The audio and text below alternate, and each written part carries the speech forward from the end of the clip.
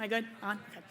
All right, we are getting ready to start our next panel presentation. As you can see, they are on the stage right now, and I am very excited about this one. It's all about revolutionizing sports through AI. And as someone who works in the sports and entertainment industry, I cannot wait to hear what you guys have to say. It's all about connecting fans to their favorite teams and their favorite players. It's truly going to revolutionize how sports work. And no one better to moderate this panel than Lorne Novick. Lorne is the Chief Service Officer at JumpStart, where he leads small business and tech startup services. And with a diverse background that includes legal counsel for the Cleveland Browns and executive leadership at a sports startup, Lorne brings extensive experience into his role and this conversation. So Lorne, take it away. Great, thank you, Bridget.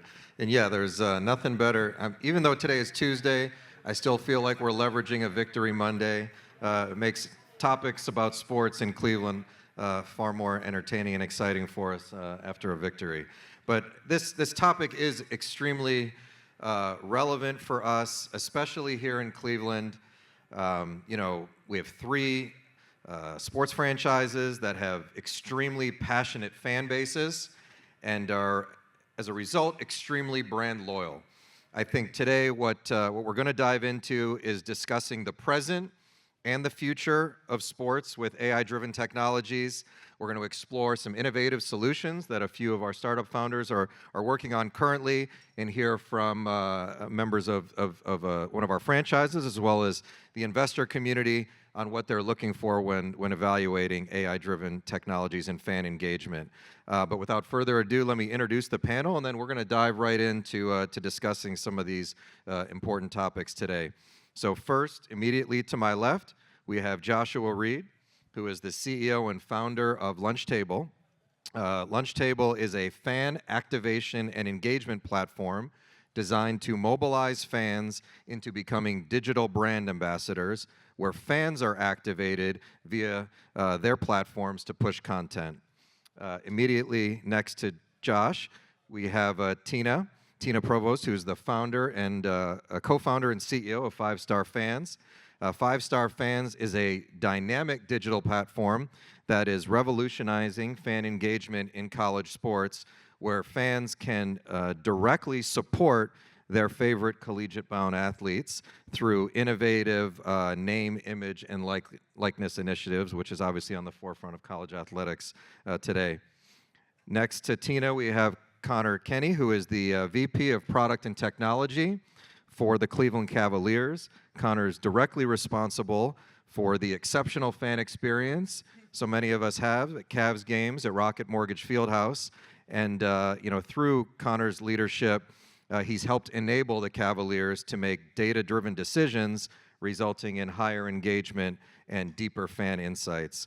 All the way to my left, we have Lindsey Kilbride, who is a principal at Detroit Venture Partners. Detroit Venture Partners is a backing and founding seed. Detroit Venture Partners backs and supports seed and early stage companies, including leveraging Dan Gilbert's Rock family of companies. Lindsey herself is a builder, a strategic thinker, a sales and people leader, and for purposes of today, especially an early stage investor.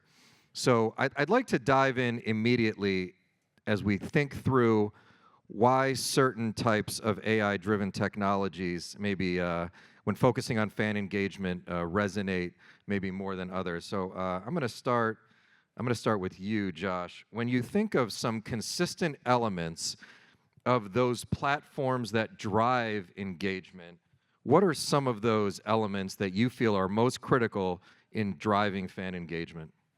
Yeah, for sure. Well, first and foremost, I want to say thank you for the opportunity. Ohio VC Fest, your team, levels from last year. So clap it up for them, please.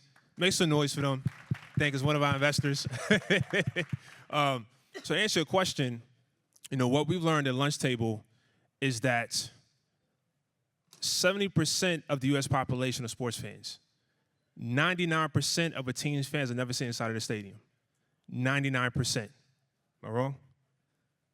Right? And so how do you engage those fans, not just in season, but also out of season? And that's where we come into play. And the reason why it's important is because you have sponsors. What do sponsors want? Visibility. And so out of season, how do you engage your fans? The answer is always is quiet. And what do you know about your fans? Do they like tequila, scotch, bourbon, favorite color, like cupcakes, cookies, muffins, right? And so we come in not just activating for the network effect with LunchTable, but also showing you how to engage with them based on their preferences. And that's activating them in the stadium, but also at home as well. Great. Tina, what are your thoughts on some of those consistent elements of successful platforms that obviously you see in your own as well as within the industry? Yeah, and thank you, Tina Provost here. I'm born and raised Ohio, OH. Thanks for having us.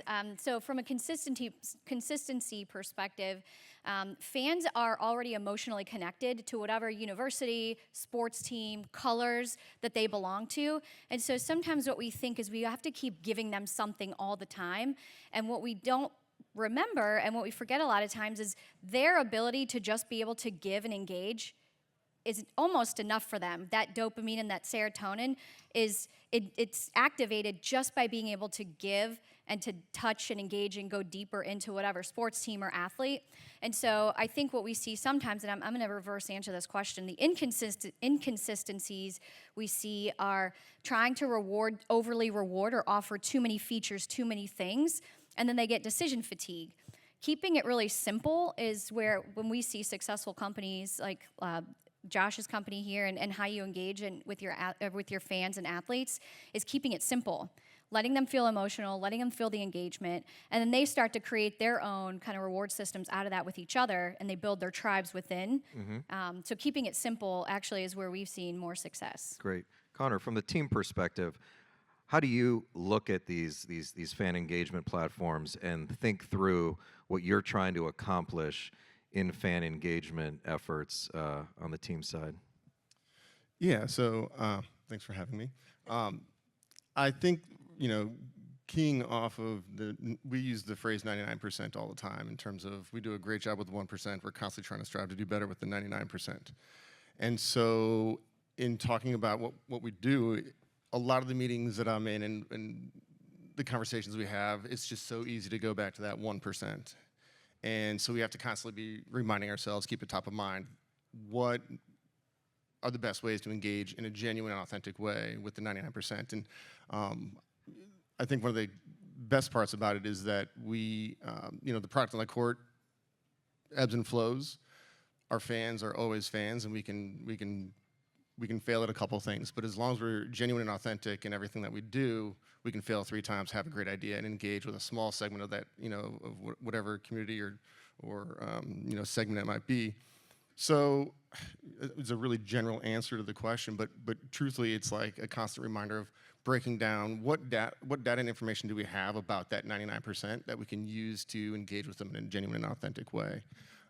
Because at the end of the day, with the ebbs and flows of what's trending or what's interesting, it might be a better moment to seize on an opportunity to engage with a younger demographic than it is with an older or a population that's not even in the U.S. So really, it's kind of just staying in tune with what might be the good ideas matched up with what data and information we have at our disposal. Great. Do you mind if I add on to that? Yeah. You said something that we talk about quite a bit, and it's the fans are loyal forever. And we say this all the time, especially in college sports, because it's very transient. Coaches come and go, administration, athletic directors, players, at most are there for 4 years, but the fan is loyal forever. And so sometimes we do have a bit of a luxury to maybe making mistakes isn't the right word for it, but asking them questions and making pivots consistently because they just want ways to engage. And as long as we stay connected to them and keep talking and listening, those fans are going to be loyal forever. And so I love that you said that because we're here to stay. I mean, I grew up in Cleveland. I have to be a fan of the Browns, and that's just the way it goes. But I'm here. No, and I think actually both of you touched on something that I wanted to follow up. I was going to bring it up later. I want to bring it up now. So over the summer, I guess IBM commissioned a study of fan experiences focused on kind of AI engagement, and found that generally all age groups nowadays, for the first time, 45 under, 45 plus, are ready to embrace AI-driven fan engagement. However, those that are 45 plus still prefer the traditional methods of consumption, which are linear broadcasting, in contrast to, now they're more open to it, but still prefer.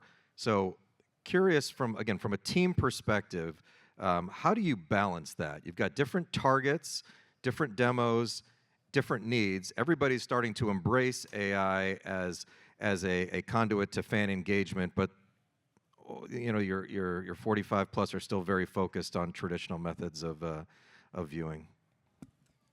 Yeah, that's honestly not too surprising to hear. And in terms of, you know, when we do want to implement a newer technology, especially one that has to do with maybe content that they're seeing or emails that we're sending, or even, you know, trying to apply it to promotional schedule and, you know, matched up with day of the week or opponent, things like that.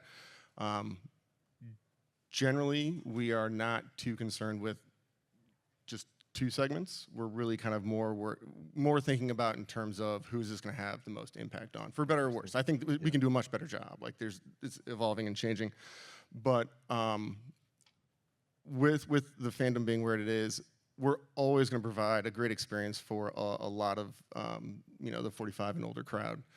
And I think that short of, you know, digital tickets and we're now cashless, you know, AI itself is just kind of hopefully just more behind the scenes than it is, hey, we're going to market to you with AI. You know, if anything, especially in the near future, there's got to be human intervention with kind of everything that we do. To answer the question, the more, you know, aligned with what you're actually digging at would be, we can do a lot of really cool, fun stuff with the crowd that is more connected to their devices, and trying things and finding, you know, products and vendors that have a great idea already. And so we typically will, you know, maybe, I don't want to say oversaturate, but we'll try more with them. Great, thanks. Lindsey, I want to ask you something. So when you're in your role and you're evaluating startups for investment and you're hearing everybody kind of toss out AI nowadays, right? What distinguishes startups that truly understand AI and how to integrate it into their business from just using it as a buzzword in raising their capital? It's a good question, and I'll round out the thanks. This has been a wonderful event so far. Lindsey, Kilbride, Detroit Venture Partners. Yes, so I have not seen a deck in the last year that didn't have AI stamped all over it, and I think something that Conor said, obviously founders should be talking to potential investors about how they're leveraging AI to you know, solve problems in this day and age. But I think a lot of it is more what's happening behind the scenes, you know, especially to the end consumer as well. And what I like to think about specifically in the sports landscape, and I think this gets to, you know, millennials, Gen Z, and an older crowd, is where are you meeting the fan? You know, what are you trying to accomplish? And then how can a company, a founder, leverage AI tools to make it better, faster, stronger? Not necessarily that the interaction has to be completely different from a fan perspective, but how, again, can AI augment, enhance the experience? So a couple examples, like not specific companies, but at a high level. If somebody is in-app, in a betting app. I heard a Deloitte study recently, if you said 70% of people are sports fans, that 30% of Gen Z are betting on sports today, which I thought was really interesting. But if somebody is in an app and they're engaging in sports betting, how can AI leverage player data, whether that's injury or real-time game performance or wearables in practice, to enhance the stats and make that more robust? Or if somebody is interacting on social media. So we have a portfolio company that actually uses AI to scrape key highlights from games, moments, and actually plays them back on YouTube and in other channels. And so if you only have a small amount of time to consume a whole game, you can see the best and finest. And I think also, you know, in arena, in stadium, if you have, you know, brands or if the team itself is looking to do special offers, promotions, sponsorships, how can you leverage AI to have more of a hyper segmentation? So if that's, you know, through your ticketing app, who's sitting where, if there's some level of app engagement within the arena, so you know who's buying what, or, you know, at the extreme, you know, some places that even have like facial recognition that can, you know, hyper target audiences within the arena. Again, not scream this is AI, but find a way to enhance the experience for those who want to be at a game in person. I think there's a lot of different ways that AI can really help teams, brands, and just the overall fan base. Oh, thank you. Sure. I just I want to throw out real quick. I heard this the other day, and I'll mess it up, but the conversation was around the words, did you catch the game last night? And what does that mean to probably most of the people in this room is you watched the game, you watched a significant portion of the game. What it means to my 11-year-old son is that he watched one highlight. Like they did, a survey on it. Like for them to say they watched the game or they caught the game last night, they saw one clip on their device, on SportsCenter, whatever it may be. So, circling back to Gen AI, I think the more we can deliver the content to just make sure that we're engaging with them so that they do say that they caught the game last night, because there's a very real possibility that we're going to deliver something that it's going to be an afterthought, and they will actually say, no, I didn't. I just saw a highlight. And that would be like, it's weird that that's the bar for failure there, but it's kind of interesting to me that success is actually really close. Yeah. If you just give them, what makes most sense based off the information that you have. No, great. So Josh, I want to talk to you specifically maybe about your platform and your perspective on it. Obviously, you've partnered with a few franchises in Cincinnati. Yes. And so in your role, how do you know whether the data-driven insights that you're gathering from these pilots are persuasive enough for the customer to ultimately embrace it? How do you go about that analysis, and how do you know when you've created something persuasive? Yeah, for sure. Great question. So there's 4 key problems that we eliminate at LunchTable. Number 1 is the geographical spread of fans. You have fans all over the place, right? I like the Patriots, but I live in California. The second one is the seasonal nature of sports. How to engage and monetize your fans when you're out of season. Most don't, right? Remember that date you went on, and imagine that person disappears for 6 months. What you gonna do when they call you back? What you gonna do? Do you answer the phone? You don't answer the phone, right? No, right? So the third piece is monetization pressure. How do you monetize your 2.6 million followers on Instagram? You go to Skyline Chili and you say, you know what? We know this about our fans. They like Skyline over Gold Star, or the flip or the reverse, and they are morning people, and their favorite color is pink. So we're going to do a limited edition Skyline Cup with pink cheese on it, and we're going to launch in the morning at a campaign because the information says that. And the last piece is difficulties collecting meaningful fan data. And we ask the team, what's your team's favorite color? They don't know. Nothing against them, but it's information you can't collect in a survey. When I come to the sports, I want to see the game, not do surveys, right? But if I have a chance to join my Spike Lee to this day still has season tickets, and he sits on the floor every single Knicks game. Is the Knicks going to win a championship?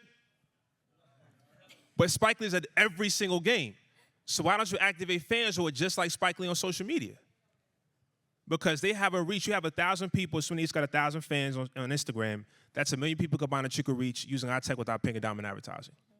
And not just that, these 1,000 fans, we have information what they like and what they don't like, and you can leverage that with your sponsors as well. Great. Answer your question? Yeah, absolutely. Get warmed up. No, please. And next to you, Tina, you're doing something very unique, again, in the college space. So, thank you. Without getting too much into the NIL stuff, because I'm not sure if the room kind of understands the dynamic behind it. Let's do it. Let's talk about, are you thinking, when you're building it out, are you building out the AI outputs, or are you building it out around the fan? No, and as I was hearing us all talk about that, we don't sell AI. We sell engagement and community. We use AI, and I think that's kind of what Lindsey was saying. Yeah. We don't even put it in our deck, but we get asked, how are you going to do that, or how can you do that faster? Oh, well, our tech team has AI capabilities, and we're going to use that. We don't sell it. And the crowd over 45, those tend to be higher spenders too in the community. And of course, you want to lower your average age of fan, but you can't forget about those over 45 folks. Don't even tell them you're using AI. Just don't even say it. They don't need to know that. They just need to know that they're going to get an experience and still human interaction. It's just going to get to you faster. They don't need to know how you did it. So we don't even say that word. It's just, people are still afraid of it. Although it's not new. AI is not that new. It's kind of sexy and big deal right now. But do you guys remember Rocky IV and the robot cleaner or the robot? That's AI. That was machine learning. So that was back in the 80s. This isn't new stuff, but people they're still fearful of what it could do with privacy and things like that. And so we just don't even talk about it because we don't have to. Yeah. But one thing actually both your startups do is have brought gamification into kind of your platforms. Maybe just briefly, if both of you could talk about the reason why you brought gamification into the platforms for your consumers. You want to go first? Oh, I'll go first. Okay.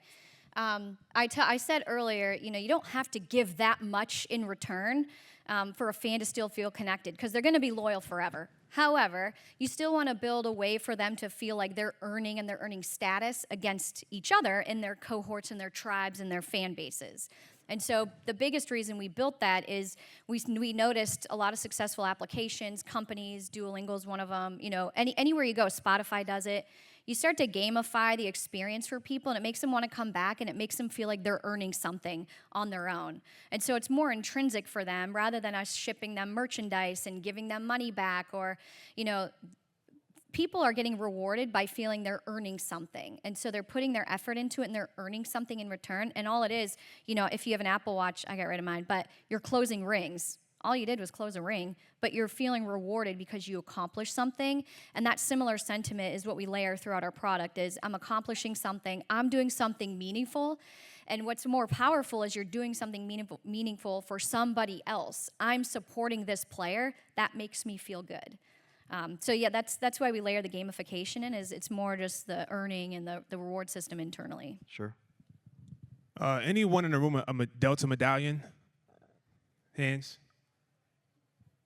Got a couple. So I feel very proud to be a Delta medallion member, right? I like to chase the points. Sorry, I didn't hear what you said. Delta? Delta Yeah, I think medallion, we're going frequent flyer miles here, right? So Yeah. Marriott, Bonvoy? Yeah. There we Yeah. go. Okay, now we talking. Give me some energy. Come on. Marriott Bomboy! So I'm at the Marriott, right? Because I'm an avid fan of the Marriott. I love the rooms. I love the customer service. And I get something in return for spending my money with Marriott. And that's a status. And so I wanted to create that same feeling with our users to make them feel like they earn something. Because right now, they already post about their favorite teams and brands.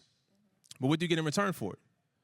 So now we've created a system where you can not only become an ambassador for your favorite team, like, the Reds, which is our first client, and the FC Cincinnati our second. But now you can get points and rewards based on how the content performs in which they provide to you, and then you can take those points and buy what you want in return. So now it's a give and take relationship. Imagine a relationship we always give and never receive. And so now we've bridged the gap between the club and then the fan itself based on what they want in return. And that's why we did it. Great.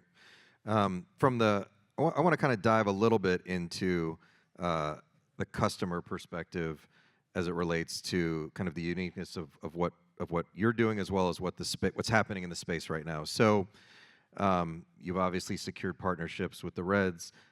You partnered with Ohio State with this recent spring football game. From the team's perspective, how do you think about developing something in-house versus looking at a potential startup to bring something into your team environment? That's a good one. I'm waiting for that answer. Yeah, tell us. Step one is I like to use Gen AI to try to build it myself. Like, you'd be amazed at how robust an application you can build now with, I don't have my hands on a keyboard all day like I used to. And that shows when I don't have generative AI next to me. But you throw ChatGPT in there, or I prefer Claude, all of a sudden I'm a pro again. And so I think, for me, it's a tie-in to kind of that. Then if it gets my team excited, then maybe they start digging into it. And if we hit a threshold where it's like, we already have, a sprint that's going, it very quickly can turn into, this is too good of an idea to pass up. Let's actually bring more people into this and see if we could turn it into, bringing some, an outside vendor in. But on the flip side, when a great idea gets brought in from a vendor, a lot of times we're like, oh, we could do that. And so I think one of the key takeaways would be what if I see a logo on their website that's they have an integration maybe with a partner, like with our food and beverage or with our point of sale for retail. That to me is like, okay, well, that's one of the more difficult parts, because even if we're all using, let's say, SeatGeek, all of how we use their system is every team's going to be different. So at least having that initial kind of integration with them goes really, really far. So when we're talking about the data that we have, and if we want to do something, I was talking about building something using AI to help me cheat, but in terms of like if it's more of an AI type product, a lot of the things that get thrown out there is just like, you got to have good data. Well, you have to give it bad data and say it's bad data, but you also just need to kind of hold on tight to what you have. And so when it's the things that everyone else has shared and they've already integrated with it, that to me is like, okay, we can use what is unique to us to most quickly impact, say, the marketing team or the sales team. Or, I mean, even if it's an internal tool for people in culture, HR, then that's generally, I mean, I kind of came at it from both ways. One, I try to sit at my desk at midnight and see if I can do it. Or, bring it to the larger team and see if something we heard from someone else is there. But then on the flip side, kind of just making sure that we have everything buttoned up internally, and then how much do they interact with kind of all the other vendors that we deal with. Gotcha. As technology continues to evolve quickly and rapidly in this space, as teams or customers' needs continue to evolve rapidly in this space, from an investor's perspective, what advice would you give startup founders operating in this space when they're interacting with you from the investor perspective to keep you updated? Should there be transparency? Should they only reach out to you when they've actually validated, obviously the purpose of the platform? Because obviously pivoting is a natural part of being a startup founder. But from an investor's perspective, in this space that's rapidly evolving, I'd love to hear your thoughts on interacting with founders and when. Yeah, personally, I like to meet founders early. I'm a very open and transparent person, so if somebody comes to me with an idea on the back of a napkin, even if they're a reputable founder that comes well referred or has even built something before, that's often going to be too early for Detroit venture partners. But I'd love to have a conversation and understand a little bit more about what they're building and why. And then, some of the early conversations I have, and there's founders in this room who are doing it, put me on their investor updates, put me on their monthly, quarterly updates to let us know the wins, the misses, the big surprises, and the needs and asks. And I think that's important too. I'm for 15 years before I jumped to the dark side, I was building companies versus investing in them myself as a sales leader. And I really think really leveraging your network, keeping it warm, keeping people up to date on what you are doing, not being obnoxious by any stretch. I had a mentor once tell me, though, that everyone who's in sales has to bug people. But a mosquito is a bug and a butterfly is a bug. And there's a finesse about how to properly bug your network. And as a founder, you're in sales. You're selling investors on why to give you money. You're selling a team on why to follow you, often for much less than they could be making elsewhere, and ultimately you're going to be selling a product to end customers. So I like to engage early, and to the other point of a level of transparency around what you've tried as your tech evolves, as your go-to-market strategy evolves, as you learned and get some of those battle wounds. I think that's important to share too. If you're having a first-time call with a potential investor, I wouldn't spend 20 minutes of it explaining what you've done wrong previously, as you really need to let them know where you're running from here. But if somebody does decide to write you a check to join your cap table, they're going to see the good, the bad, and the ugly, and you want to be really equally yoked when the shit hits the fan, which it inevitably will. And so I think there's no benefit in sort of hiding what you've learned. And when you're continuing with that engagement, from the perspective of the founder, to keep investors updated and abreast of developments, given the space we're talking about, is it important to dive into the data-driven insights that result from the pilot activities, or is customer validation enough to kind of validate the proof point of the platform? How deep do you want to go here? No, listen, it's a good question. I think I'll speak for our fund, and another thing I wish I knew when I was on the other side of the table that I didn't quite appreciate is every venture investor, every fund is very different, right? Like there are some things that are similar, if we're executing on a safe or a priced round or, some of these things that can be, turnkey fund to fund, but the size of a fund, the level of expertise in a certain field, if they have investors versus, operating partners versus people that, kind of wear all hats. And so I think, for us, specifically in, when we invest regionally, so in like companies in Metro Detroit and now into Ohio, I'd like to see maybe like an inch below, but not, every single fine detail, because we are more generalist in nature when it comes to regional investments. Now, investments where we feel like we're highly strategic, and often that has to do with like the home buying process, because we're Dan Gilbert's family office, and he's the founder and chairman of the Rocket family of companies. Then I think we need to get really, really deep, because it becomes a question, to Conor's point, of do we buy, do we build? And we just know a lot there, so we have to ask a lot there. No, thank you. I want to move on. We only have about 10 minutes left, so I want to move on to everybody's takeaway for today, because I want everybody to hear from the perspectives of the panel and what they would like you to walk away with specifically in a concluding thought. But I'm sitting here, I guess, putting on a different hat. I'm going to put on the hat of a fan.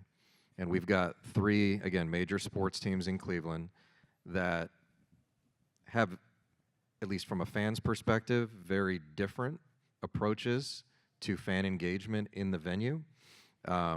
We touched on this briefly. If you're at a Cavs game, right, it's stimulation on steroids for the better part of 2.5 hours. If it's, the Guardians game, it's probably a much more paled down version of that, and the Browns somewhere in between. So I just want to ask Conor, from the team's perspective, how does the team balance, fan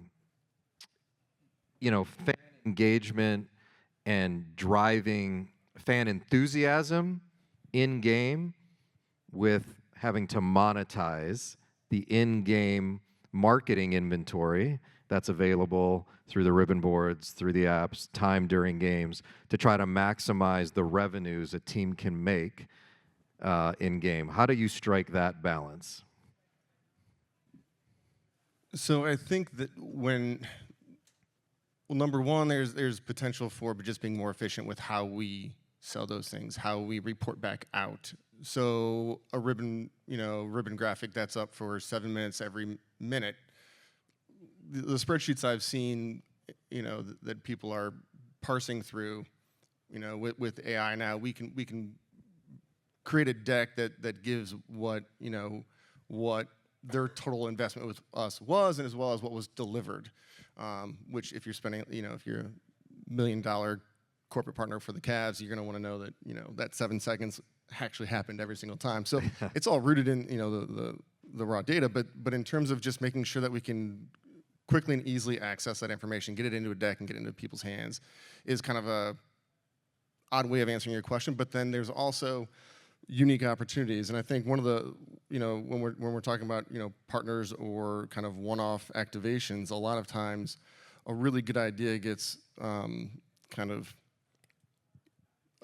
takes a back seat to the game has to happen. And so I think with this, new attention to what we can do more and faster and better has allowed us to do some really cool things in the building.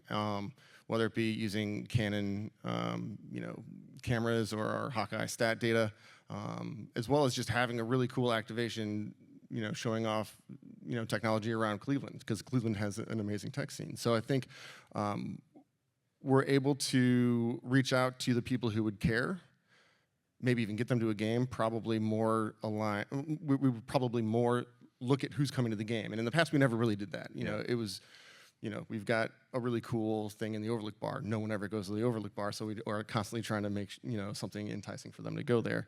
Well, if we get our ticket data of who's in the building, we could actually maybe pivot and change what we're, doing in that area for that game. So I think it's just a matter of just paying more attention to detail. And with AI, we've got models running in the background, but I think the use of Gen AI is kind of the big buzzword right now, and using that just to help us make decisions is a good way that we're being more efficient. Yeah, I think to your point, the AI can not only help you understand how to monetize, but it can help you also understand who your fan base is and get a faster fan reaction out of them sooner that leaves more inventory to kind of make money off of. Yeah, and you know, some of these activations are really heavy lifts. You know, a pop-a shot that you do from your phone that goes and lands on the Humongotron. We call it Humongotron. But you know, that's a whole app that needs to be you know, approved by the Google Play Store and the Apple App Store. So work needs to be done well in advance for all that stuff. Well, if it's like, you know, a school day game, kids have phones now, but you know, it really is a question of making sure that we're aligning where, you know, we've done a lot of work on things, and making sure that it's the right time to activate on it. Great, thank you. So we're kind of nearing the end of our time together, but I want to start, Josh, with you. And you know, obviously, successful startup founder, different types of individuals in the audience right now. But as it relates to being a startup founder, going through the experience of raising significant seed capital, pivoting, being on the forefront of an industry that is evolving rapidly and providing significant data insights for you and your customers, what advice do you have for those that are in the room, in your shoes, maybe in a different industry, but looking to succeed in their access to capital pathway? Yeah, for sure. So there's one small thing I want to mention about the Bada Bill question. Sure. So, you know, Whataburger, have you heard of Whataburger? So Whataburger was our first marquee customer. We were on GoDaddy.com when I met Nelson, the CEO. And he gave us a shot. Now, Whataburger has all the capital to duplicate what we offer. But he gave us a shot, and that opportunity allowed us to scale, learn, and then pivot. And I met the Reds, who can also duplicate what we do. And Phil, I met him face-to-face. I closed him in 15 minutes, by the way. 15 minutes took to close the deal. And he gave us a shot. And that opportunity caused me to pivot to sports, but also raise $2.4 million this year. I think that deserves an applause. Right? Because raising capital is challenging right now. But to the founders, I'm going to tell you what I tell my team. Hard work, it don't need no witnesses. Because time, it reveals everything. Post on LinkedIn, we only post the good stuff. You don't see the bad stuff. Don't be fooled by what glitters, right? Stay focused, stay in the trenches. Take that information, be flexible, be open to information. My first product launch was wrong value prop, wrong market. Met Whataburger. Right value prop, wrong market.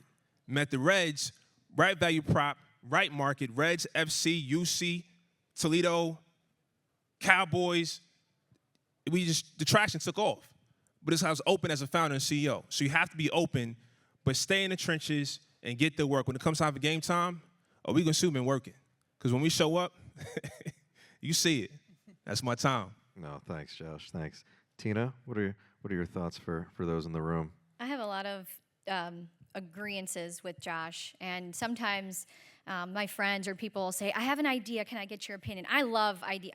People are so brilliant, and there's a lot of good creativity, especially in Ohio. But I'll say, yeah, let's talk. And, you know, I had a friend recently, and he's like, okay, so I want to do these T-shirt things. He's like, but I don't want to. And I'm like, stop, don't do it. Almost 90% of the time when somebody says, I have an idea, I want to do this, within 30 seconds, I tell them not to do it. Because you can tell immediately, just to what Josh is saying, they are not going to be in the trenches. He told me, well, I don't want to go to like events though and actually sell the shirt on my own. I want to hire somebody. I'm like, don't do it, stop.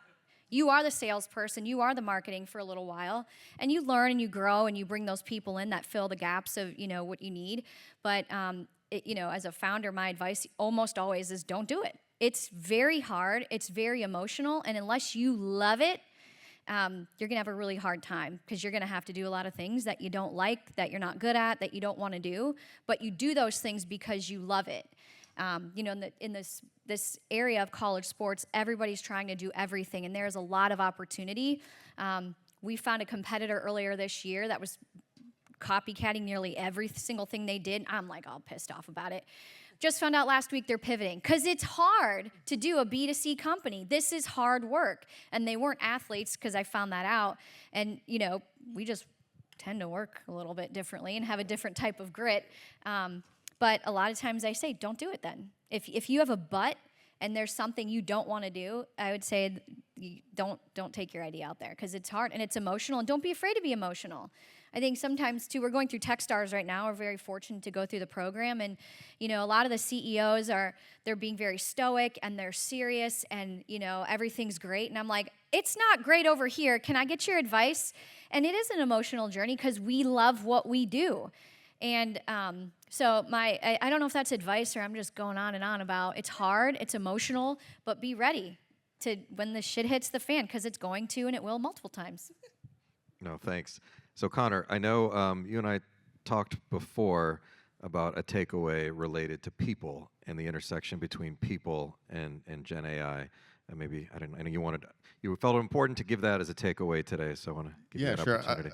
Basically, what I was about to say at the end of the day, and I realize I'm in sports, so it's going to sound really cliche, but at the end of the day, generative AI and AI in general is data going in and then data coming out and telling you something different. So, when you're just talking about, if we're just using, ChatGPT, for example, these context windows are getting much bigger for what I can supply it, right? So you can still put your thumbprint on, like having your problem-solving skills and your thoughts put down, and it's not as easy as as people think. But if you can kind of portray the problem as you want to present it in a very specific way, the output will be much better, much different. I've seen kids do Google searches and they're horrible at it.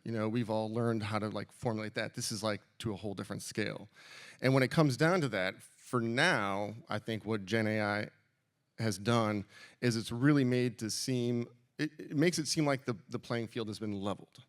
And truthfully, with the use of AI in all capacities, that input still matters. And so when you're looking to invest, you still can invest in the person or the people. And that is key. And at least for the short term, it's going to get harder, and I think there's going to be more noise. But I do think, when we were just discussing it, I just wanted to make sure I love AI, I love tech, I love sports. But at the end of the day, I really love the people that I work with. And we're going to get better and more efficient with what we do. But we need to come in and see each other in the office. But that's a whole different conversation. My point, though, is that they're all great problem solvers. They're all the great inputs.